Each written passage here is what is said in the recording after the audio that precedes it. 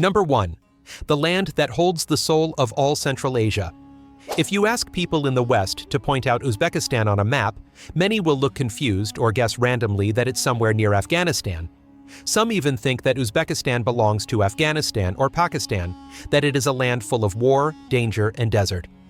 Others imagine life here still relies on donkeys and horse-drawn carriages as the only means of transportation, but the reality is completely different.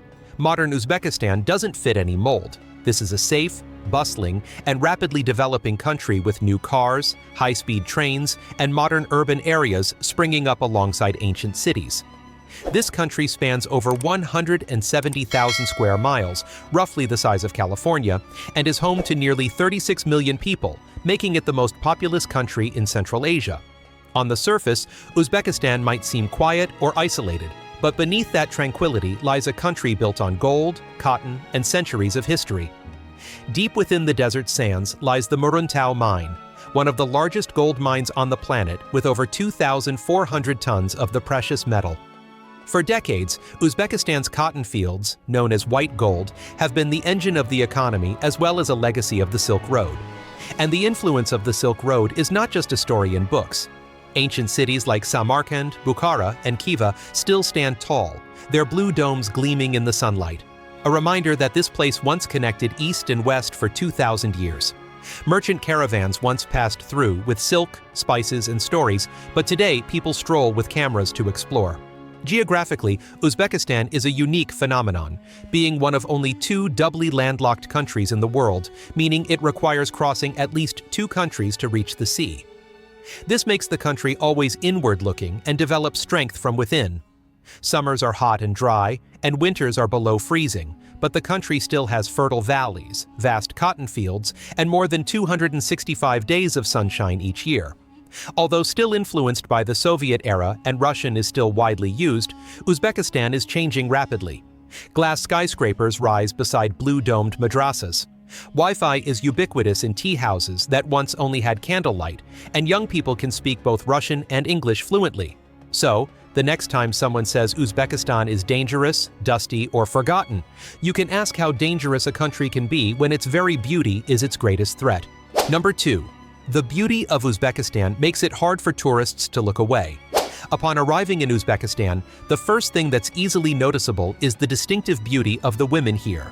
They carry the blend of many cultures along the Silk Road, the warmth of Persia, the sharp lines of the Mongols, and a touch of Slavic elegance. Some people have golden skin and deep almond-shaped eyes, while others have blonde hair and blue eyes that look like they came from Eastern Europe. Despite their different styles, they both exude a unique, gentle confidence. A prominent representative of the younger generation is Karimova Alina, a famous singer and YouTuber in the beauty industry. Her graceful appearance and elegant demeanor reflect the image of Uzbek women today, who are both modern and traditional. Although approximately 93% of women live under secular legal systems, not governed by religion in family decisions, they still easily combine modern fashion styles with their cultural identity. However, many foreigners still misunderstand. Some believe that Uzbek men can have 4 wives, but the law completely prohibits this, and violators can face up to 3 years in prison. Nevertheless, in some rural areas, informal polygamous relationships still exist quietly and are sometimes socially tolerated, even viewed more leniently than divorced or single women. Another prominent cultural feature is the gold teeth, a symbol of status and pride for many generations. This trend is declining among young people, but it remains popular among older women as a form of traditional jewelry. Dance culture also reflects the sophistication of Uzbek women. Contrary to the belief of many tourists, belly dancing is not common here. Traditional dances in Khwarezm or Bukhara are slow and expressive. A simple flick of the wrist or a decisive step is enough to tell a story of love and family. Beside beauty and art, women in Uzbekistan are increasingly taking on important roles in society. They hold approximately 17.5% of the seats in parliament, one of the highest percentages among post-Soviet countries. The appeal of Uzbek women lies not only in their appearance, but also in their resilience, sophistication, and ability to balance tradition and modernity. Number 3. Strange cultures. In Uzbekistan, the first thing that surprises visitors is the way people communicate. They almost never say no, as direct refusal is considered impolite. Instead, they use soft, evasive words like, "let me check," or "maybe another time." This excessive subtlety makes it feel like every answer has two meanings, which can easily lead foreigners to misunderstandings, yet they are also captivated by the very Uzbek politeness. As they delve deeper into daily life, visitors encounter images that are both familiar and strange yet familiar. Uzbek men can hold hands, put their arms around each other, or walk close together in the street without feeling embarrassed. This is how they show their deep friendship, a bond so strong that outsiders might easily mistake it for something else. But for Uzbeks, that gentle intimacy is the cultural hallmark of a society that values trust. In many families, the traditional spirit is also expressed through strange taboos. Uzbeks absolutely avoid sweeping the house in the evening, believing that this action could sweep away good luck and fortune out the door. From the city to the countryside, you'll see houses brightly lit in the evening, but the floors remain untouched as a sign of respect for the unseen world that exists parallel to life. The extreme hospitality of the Uzbek people also overwhelms tourists. In traditional plov dishes, the largest and most delicious piece of meat is always placed in front of the guest without hesitation. The hosts naturally chose the smaller portion because they believed that guests were holier than even their parents. This almost ritualistic hospitality makes Uzbek culture both exotic and captivating, leaving a lasting impression on anyone who has ever set foot there. Number 4. Bread with the soul of Uzbek culture. In America, bread is just an everyday food, something you buy at the supermarket, put in the toaster, and don't think about again. But in Uzbekistan, bread has an almost sacred meaning. For the local people, naan is not just food, but also a symbol of life, family, and faith. They see it as a gift from God. Dropping bread on the ground is considered taboo, and if it happens, people will pick it up, kiss it lightly, and place it in a high place to show respect. Each loaf of bread is perfectly round, representing the sun and the energy of life. Before going into the oven, the bread is decorated with floral patterns using traditional Czech cookie cutters, and each region of Uzbekistan has its own unique design. To bake the bread, the baker must put half of their body into the scorching tandoor oven, which is nearly 400 degrees Celsius, and slap the dough against the inner wall of the oven. This job is as dangerous as you imagine. Just one small mistake can cause the worker to suffer severe burns. The miracle is that bread is associated with so many traditional rituals. At weddings, families pray and share bread with each other, believing that whoever receives a piece will have good luck or find love soon. When a child is born, a loaf of bread is placed under their pillow to wish for a peaceful future. Before enlisting, the young men would eat a portion of the cake and leave the rest at home, as a promise to return. Uzbekistan's hospitality also begins with bread. Even if you're a stranger, you'll still be offered a piece as soon as you step into the house. That's why Tashkent is called the City of Bread by many people. During World War II, when famine swept through the region, the local people shared their meager portions of bread with refugees from all over the Soviet Union. In Uzbekistan, bread is not just food, it is a blessing, a bond, and a reminder that no one should eat alone. Number 5. The strict rules that Uzbeks must follow. If you visit Uzbekistan, don't let the friendliness of the people or the ancient beauty make you complacent. Beneath the peaceful atmosphere lies a society governed by a strict legal system and customs so subtle that even locals must be cautious. Ancient Islamic traditions combined with modern politics create a network of unspoken rules that govern how you greet, behave, and even what you pack in your luggage. Uzbekistan still applies one of the strictest criminal codes in the region. Same-sex relations between men can be punished with up to 3 years in prison, a relic from the Soviet era. Public discussion about LGBTQ topics is almost non-existent and sometimes even dangerous. Many gay people have to live discreetly, and there have been reports of harassment or extortion by law enforcement. Even common courtesy can surprise visitors. Men do not shake hands with women in public. The appropriate action is to place the right hand on the chest and bow slightly. Not doing so could be considered disrespectful. This tradition stems from the Islamic concept of humility and dignity. Gambling is completely prohibited. Drug laws are even stricter. Possessing even a small amount can result in a multi-year prison sentence. At the airport, security thoroughly checked luggage for codeine-containing medication, even if it was just cough syrup. Bringing pornographic materials is also prohibited, and border guards may inspect personal phones or computers. Another surprise, selling below market price can be considered economic sabotage, reflecting the remaining price control mindset from the Soviet era aimed at preventing corruption. It may sound strange, but generosity is sometimes viewed with suspicion in Uzbekistan. Despite strict laws, this country is still full of interesting contradictions. Although Islamic teachings do not encourage alcohol, vodka and beer are still present at weddings. The state even encourages the sale of alcohol to prevent clandestine drinking. Conversely, fast food is banned near schools to limit obesity, a modern regulation in a traditional society. Uzbekistan is a place where the law is as rigid as steel, but customs are as gentle as a thread, creating a rhythm of life that is particularly unpredictable. And amidst countless rules, there exists something that the people consider more sacred than anything else: the traditional bread, a cultural symbol that no one is allowed to disrespect. Number 6. Tea drinking culture is different from the rest of the world. In many countries, refilling a teacup is a sign of hospitality. But in Uzbekistan, everything is completely the opposite.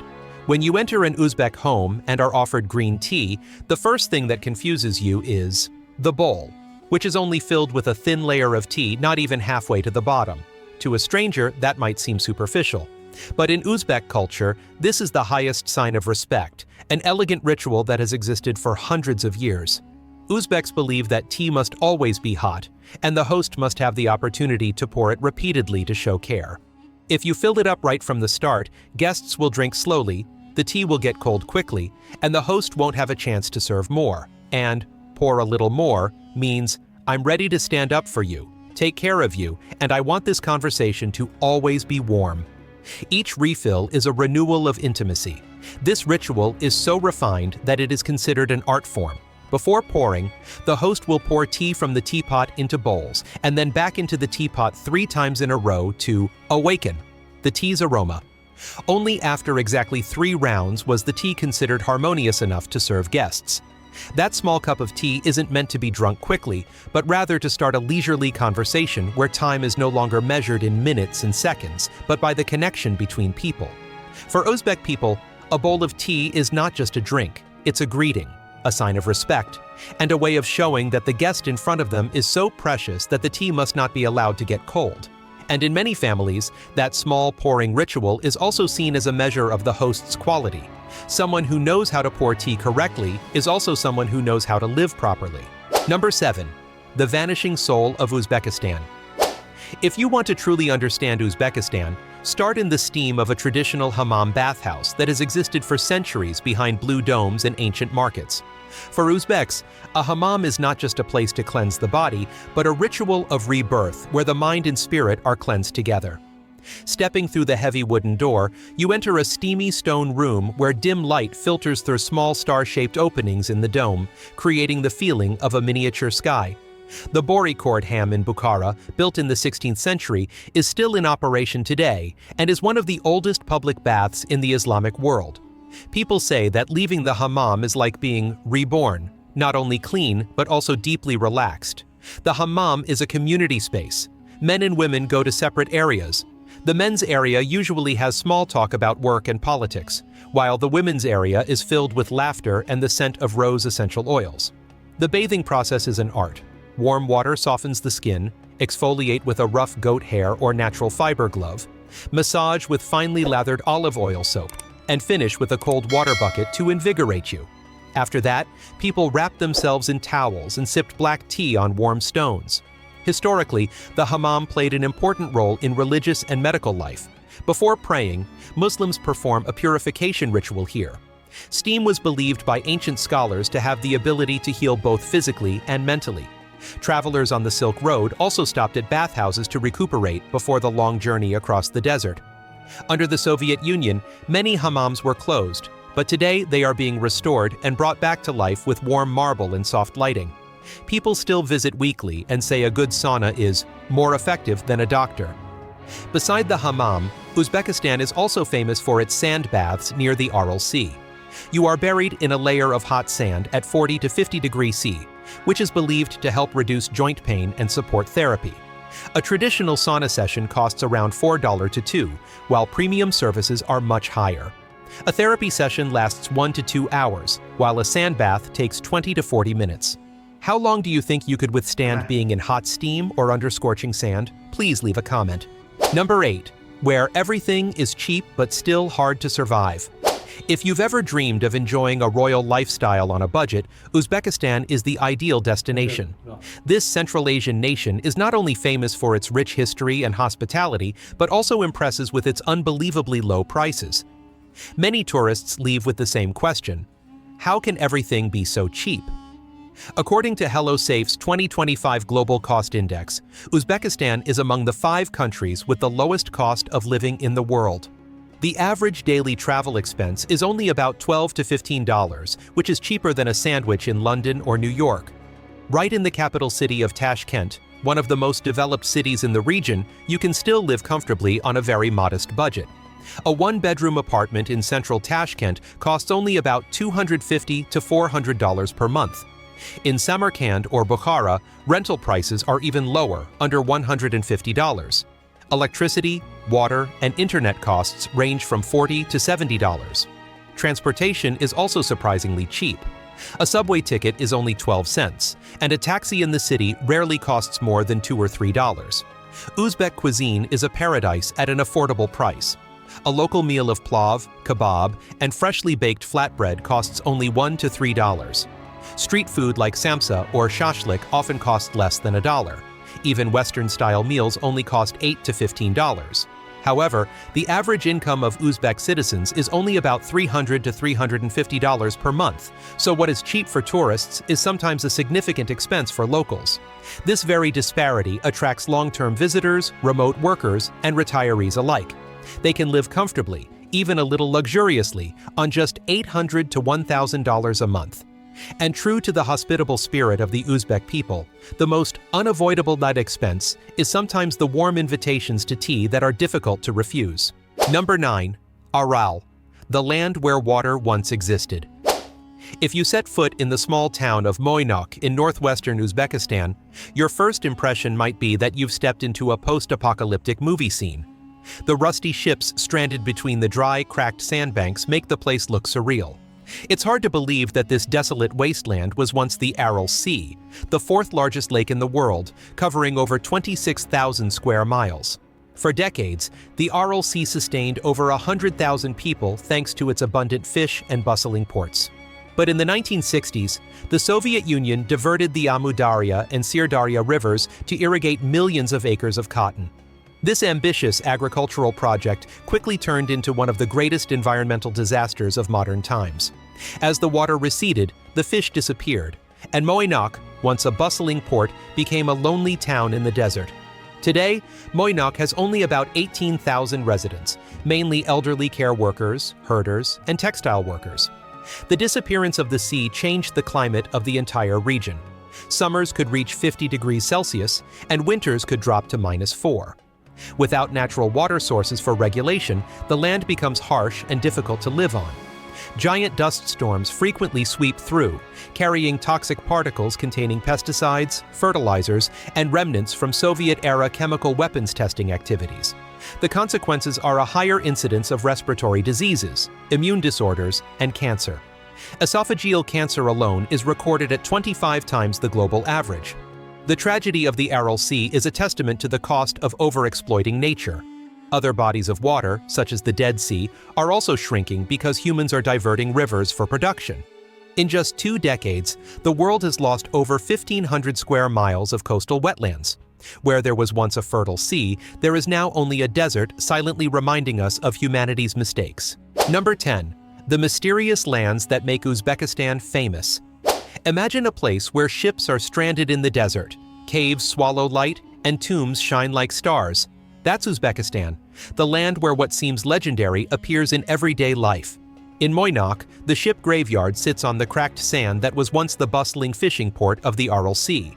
The sea has disappeared, leaving only rusty ships lying still like relics of a world that has receded into the past. People say that on windy days, they still hear the echoes of the old waves. Heading south, nestled between the Boysen mountain range, is the Dark Star Cave, one of the deepest cave systems ever explored by humans, stretching over 17 kilometers. Here, light and sound are swallowed whole, leading explorers to call it the mouth of the planet, where all sense of direction disappears. In Navoy, the ancient Degaron Mosque has stood there since the 8th to 12th centuries. Its massive columns evoke images of pre-Islamic temples, recalling the ancient beliefs that shaped all of Central Asia. As you approach Samarkand, you enter a space where legend merges with magnificence. The UZBEK Observatory, which existed for over 6 centuries, once helped scholars measure the sky with incredible accuracy, even before the advent of modern telescopes. As night falls, the curved ruins still gleam softly, as if holding on to the memory of the stars. Nearby is the Shah-e-Zinda necropolis, a tomb likened to the City of the Immortals. The turquoise domes and sapphire patterns are so intricate that even modern technology struggles to replicate them.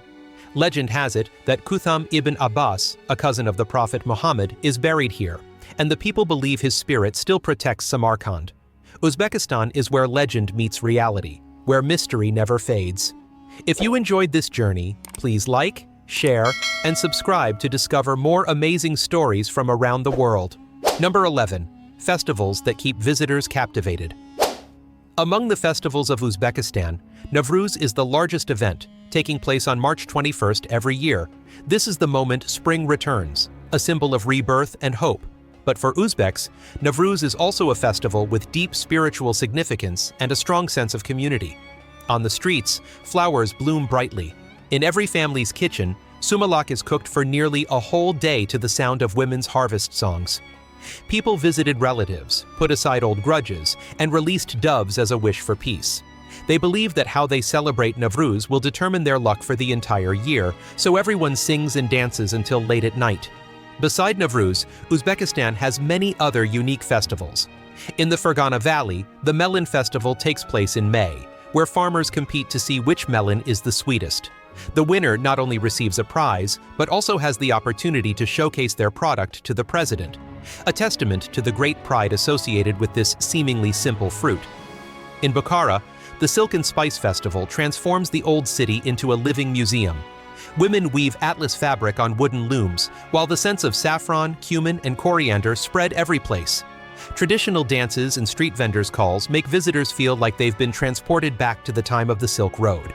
In the Boysun Mountains, the UNESCO-recognized Boysun Bahori Festival recreates ancient legends through music, theater, and handmade masks. This is considered a rare remnant of Central Asian culture before the Islamization period. If you're looking for a more modern experience, the Tashkent Beer Festival offers surprises with rock music, craft beer, and street food competitions.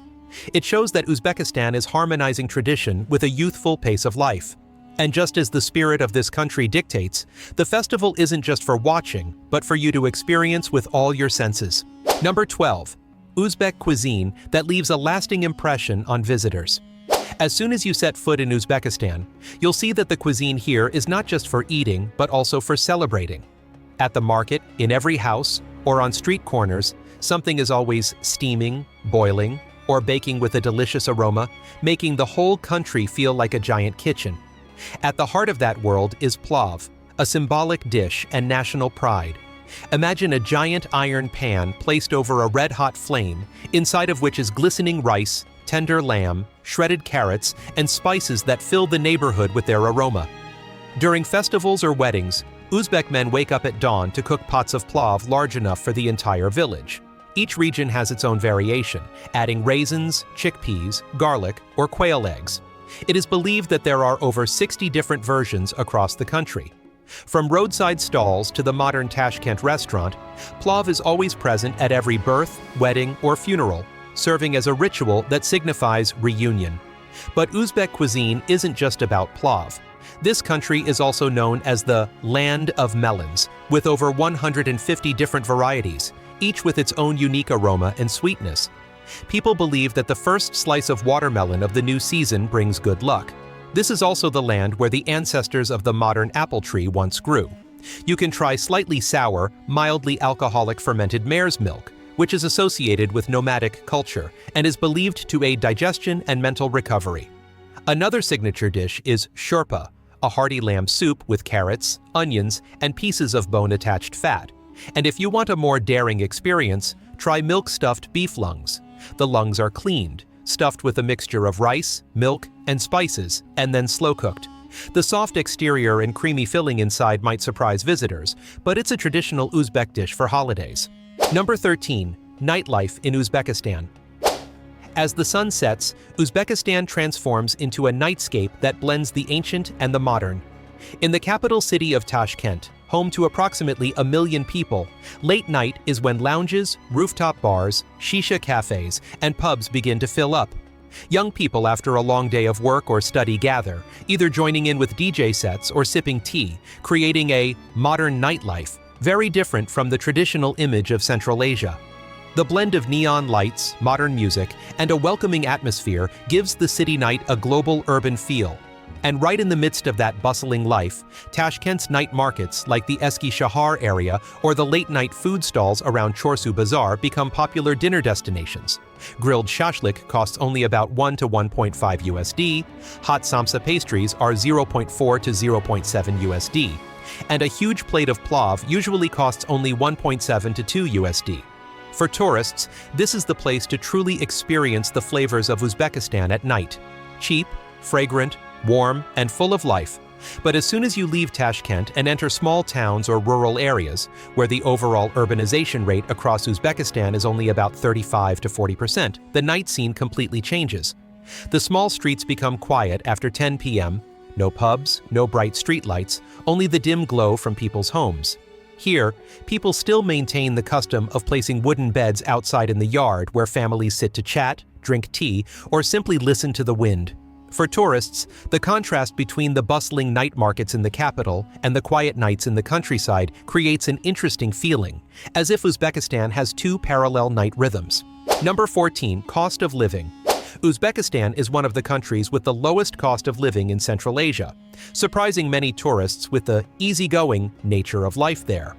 A person living in Tashkent, the largest city with over 2.8 million residents, only needs about 350 to 500 USD per month to live quite comfortably. Rent is the biggest variable expense. A small apartment outside the city center costs around 120 to 180 USD a month, while a one-bedroom apartment in the heart of Tashkent ranges from 220 to 300 USD. If you live together or in small towns, this cost is significantly lower, only about 70 to 100 USD. The combined electricity, water, heating, and Wi-Fi bill averages between 25 and 40 USD per month. Food in Uzbekistan is particularly cheap. A traditional loaf of fresh bread costs only 0.30 to 0.40 USD, grilled shashlik 1 to 1.5 USD, samosas 0.4 to 0.7 USD, and a full meal of plav is usually 1.7 to 2 USD. Cooking at the market is even cheaper. 1 kilo of common vegetables or fruits costs only 0.5 to 1.2 USD, while beef or lamb ranges from 4 to 7 USD kalgaus.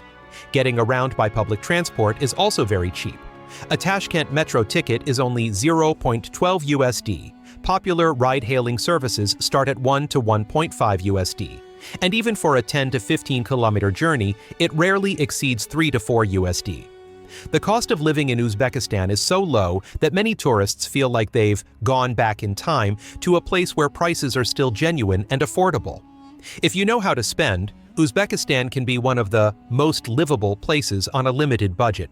Number 15. Notes for travelers. Uzbekistan is a safe and friendly destination, but to ensure a smooth and complete trip, visitors still need to keep in mind some important notes. The first issue is currency. While international cards are accepted in hotels and shopping centers, most local eateries, taxis, and traditional markets only accept UZS cash. You should exchange some money right at the airport or bank because the exchange rate is more stable than at small booths. When carrying a lot of cash, use a money belt because night markets and crowded areas sometimes have pickpockets. Regarding food, Uzbek cuisine is quite healthy, but many dishes like plav, shashlik, or samsa contain a lot of oil and lamb, which can cause indigestion for those who are not used to it. Avoid drinking tap water. Buy bottled water, which is very cheap, around 0.3–0.5 USD.